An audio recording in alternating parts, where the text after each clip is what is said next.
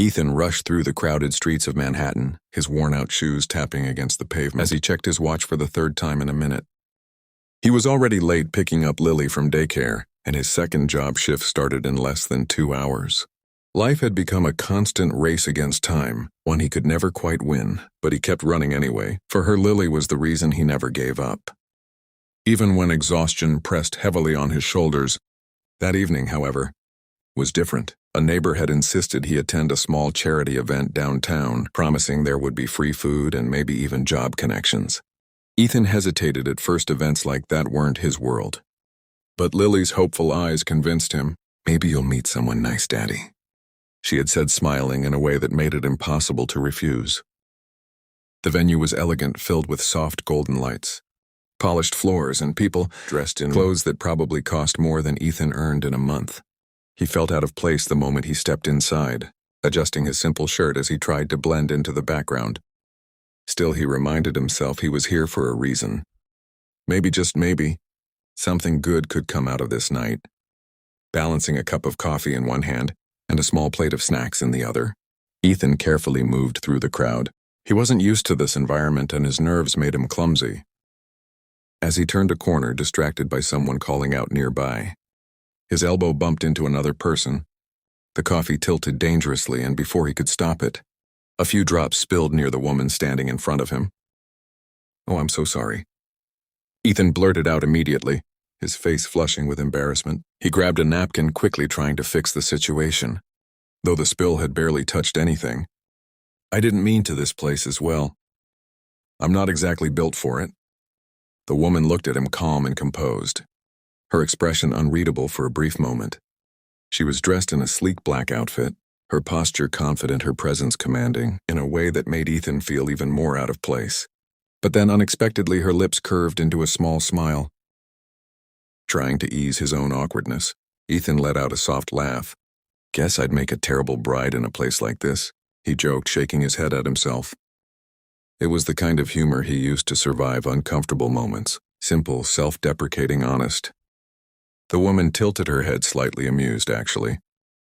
She replied smoothly, her voice steady and warm. "You'd make a great bride." She paused just long enough to let the words sink in before adding, "But I would need a groom for that." Ethan blinked, caught off guard, before breaking into genuine laughter. The tension that had gripped him moments ago melted away. "Fair enough," he said, still smiling. "I guess I'd have to work on that part." For a brief second, the two shared a quiet connection amidst the noise of the event, a simple exchange, light and fleeting, yet strangely meaningful. Ethan nodded politely before stepping away, assuming it was nothing more than an awkward but humorous moment in a night he'd likely forget. But as he disappeared back into the crowd, the woman Claire Whitmore, though he didn't know it, watched him go with a thoughtful expression. In a room full of powerful voices and polished personalities, his sincerity had stood out in a way she hadn't expected. And for reasons she couldn't quite explain, she knew this wouldn't be the last time their paths crossed. Ethan had just finished putting Lily to bed when a firm knock echoed through the small apartment. He frowned, glancing at the clock. It was too late for visitors, and he wasn't expecting anyone. For a brief moment, worry crossed his mind, unexpected. Knocks rarely brought good news in his world. Quietly, he walked to the door, careful not to wake Lily, and opened it halfway. Standing there was the same woman from the charity event. Ethan blinked in surprise, trying to process what he was seeing.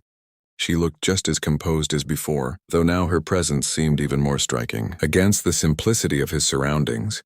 Hi," he said awkwardly. "I think you've got the wrong place."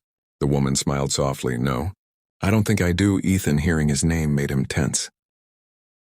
"How do you?" I asked around. She replied calmly. "You left quite an impression." She paused before extending her hand. Claire Whitmore, the name hit him instantly. Even someone outside the corporate world like Ethan had heard of her. A powerful CEO, known for her sharp decisions and even sharper reputation. He suddenly became very aware of his worn shirt and the peeling paint on the walls behind him. "Oh, right," he said, clearing his throat as he shook her hand. "I didn't realize that's exactly why I'm here." Claire interrupted gently. "You didn't realize who I was, and yet you spoke to me like I was just another person. That doesn't happen often."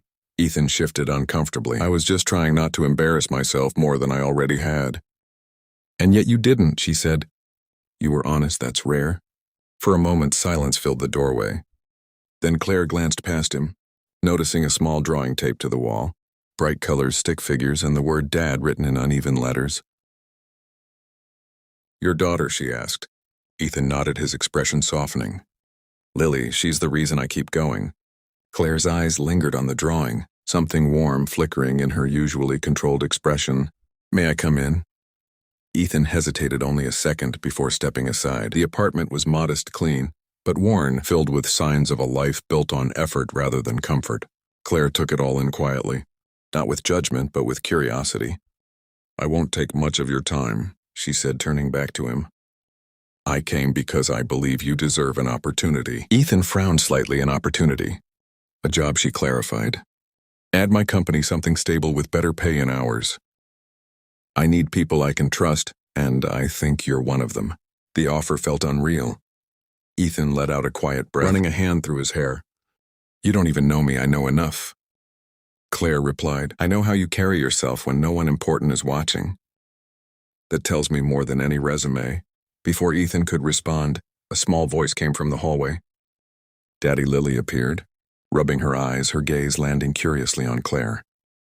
Without hesitation, Claire knelt slightly, offering a gentle smile. Hi, Lily, she said softly. Lily studied her for a second before smiling back. You're nice, Ethan chuckled quietly. The tension in the room easing. She's a good judge of character. Over the next few minutes, something shifted. Claire, who was used to boardrooms and negotiations, found herself laughing softly at Lily's simple questions. Ethan watched in disbelief as the powerful CEO seemed human. As the night came to an end, Claire stood by the door once more. Think about my offer, she said. But also know, this isn't just business. Some connections are worth more than that.